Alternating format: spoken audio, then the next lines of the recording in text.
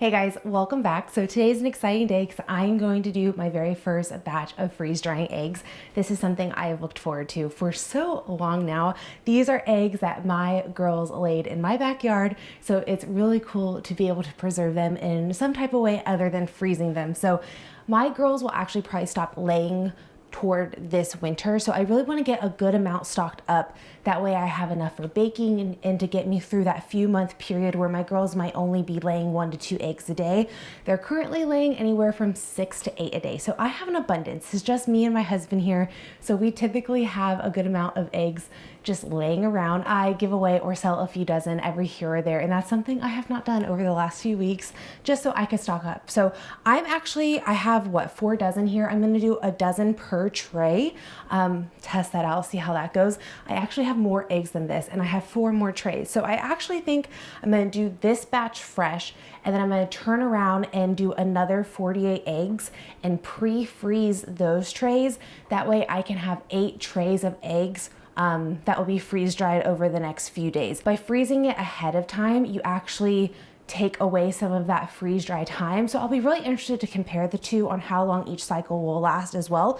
But that is the game plan for the day. So I actually have my freeze dryer going downstairs currently as we speak, just starting to cool up. I'm gonna grab my trays because everything I have read and looked up on this, it's easier to load up any type of liquid when the tray is already in the component. And since my freeze dryer is in my basement, it's obviously going to be a lot easier than carrying liquid up and down the stairs. So I am going to crack a dozen eggs, walk the dozen eggs downstairs after I scramble it a bit, pour it in the tray, and repeat that process a handful of times. But I'm gonna go ahead and get the trays downstairs in the freeze dryer, and then I'm gonna come back up and start cracking eggs. Oh, I think 12 is a really good amount. I think if I would have done more than that, it probably would have just been a little bit too much. I will say overall first impressions, this is 10 times easier than doing any type of canning.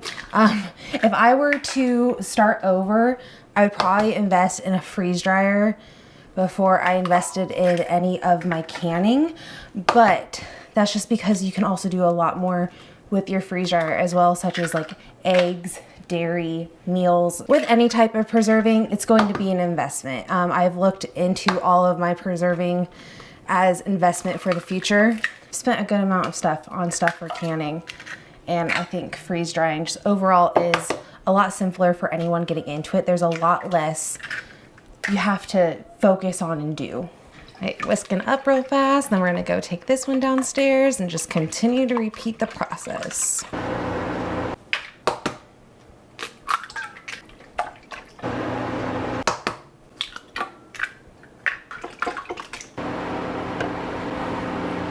Is closed, perfect. Continue. All right, I'm gonna get some more eggs washed up for all the ones that we are going to be freezing here today. All of these eggs were laid over the last few weeks, which is just really exciting to see how much abundance you can get out of just an everyday backyard. I think it's officially been a year too since I've officially bought any eggs. I believe we got our first egg sometime in July. So we're really approaching it. It's been really cool.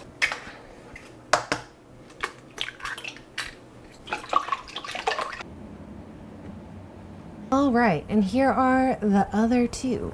So far that's only been about an hour of hands-on work for 8 dozen eggs to get ready to go through the freeze dryer. So we have 4 of the trays currently in the freeze dryer and 4 of the other ones in the freezer ready to go. So I'm really going to be interested to see how long the batch times are different just between not freezing the eggs prior and freezing the eggs prior. But you're probably wondering, what am I going to do with all these eggshells now that I have almost 100 eggshells right here? So I'm actually about to make a calcium powder. I'm going to throw this into boiling water for 10 minutes to sanitize everything, and then I'm gonna lay it out on a cookie sheet, bake it in the oven at like 200, 225. I'm gonna double check the temp. I can't remember at the moment, for about 30 minutes to an hour, just depending on how long it takes these to dry. Once these are dry, we are going to throw them into a blender and blend them up into a powder. Doing eggshells like this and blending them into a calcium powder, you can actually supplement yourself, or in my case, I'm going to supplement it back into my chickens instead of giving them oyster shells.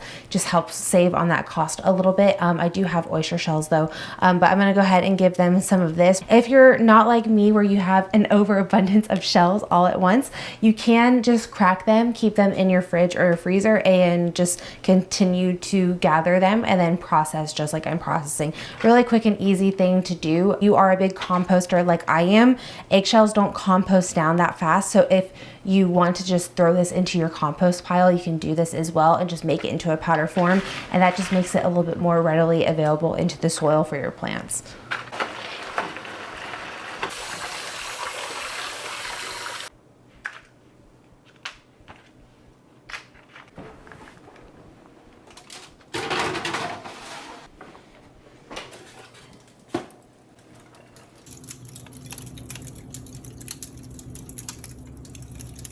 All right, so all the eggshells are dry, and I'm just going to start putting an amount in the blender and start blending them all up.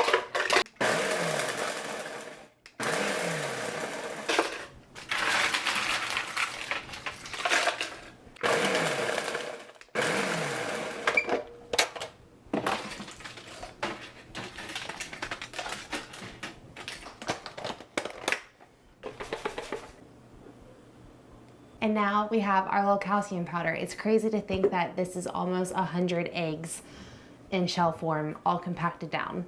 It's a lot for such a little amount. So the freeze dryer got done the next day around 9 a.m. The batch started a little after 11 a.m. the previous day, making it around a 22-hour batch. I took each tray out individually since I wasn't sure how long it would take me to process each tray. The instruction manual says not to let food sit out as it will start to collect moisture from the air and start to rehydrate. It was honestly a lot easier to get the egg off the trays than I was expecting. I got everything blended into a powder and transferred to mason jars. I was actually able to fit 2 dozen per quart jar, and then I added an oxygen absorber to each jar. Once everything was processed, I took out our pre-frozen eggs out of our freezer and I put them into the freeze dryer and got it all started. So with pre-freezing this batch, it took around 18 hours. It saved us about 4 hours worth of time. I actually really enjoyed just being able to prep everything at once. So even though I did one batch fresh going into the freeze dryer and one batch frozen going into the freeze dryer, I just really liked being able to do all that prep work at one time. So once I got that next batch processed, I actually decided I was going to take out a few tablespoons of the egg powder. I really wanted to reconstitute it. For one egg, you're supposed to do 2 tablespoons of egg powder to 2 tablespoons of water and mix it up. This mixed up really fast and easy. Within seconds, I cooked it up and it was delicious. All right, guys, well, I got 4 quarts worth. Each quart has 2 dozen eggs in it, so pretty much 100 eggs into powder over the last 48 hours. So my first impression of the freeze dryer is I think I'm gonna really, really like this. Instant hit in my book. Not too much involved in it. The machine handles a lot for you. I also liked how I just didn't have to be attentive. Like with canning, I have to be attentive for a 9 to 12 hour day, depending on how big the batch is.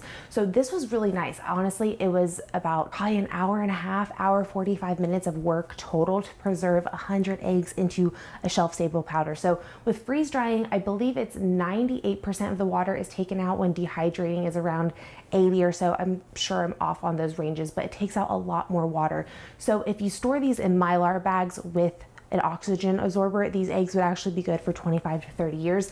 I do have oxygen absorbers in these jars, but my whole plan is to use these when we go through fall and winter, and it's really not going to be that long of storage. My plan is to use these up when my girls actually stop laying this winter. So my girls are past 1 year old. So last winter, they actually continued to lay. They were only about 9 to 10 months old, and they continued to lay throughout the winter. I honestly didn't have any type of decrease, which I was expecting, but I ended up learning in my first year of chicken keeping, typically in your first year, you don't really have a decrease of eggs in the winter. But the girls are going to be going through their first molt this fall, and when they go through their molt into winter, they're going to be laying a lot less. So my whole plan was to have enough freeze-dried eggs to get me through baking season, through winter, all of that jazz, hopefully, so I don't have to buy any if the girls really aren't laying much. But I am so excited about this preservation method. I'm so excited. I can't wait to play around with a bunch of different things from the garden. My plan is to do a bunch of herbs and peppers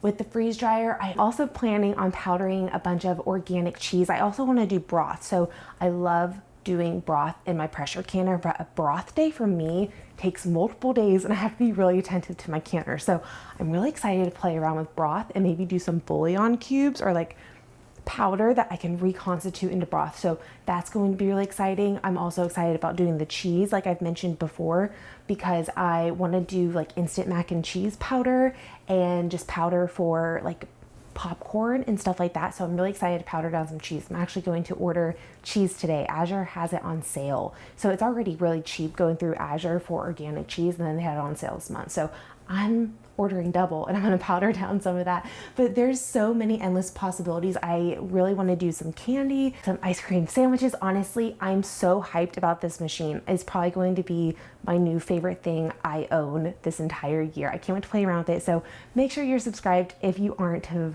tag along with all of my freeze drying this year.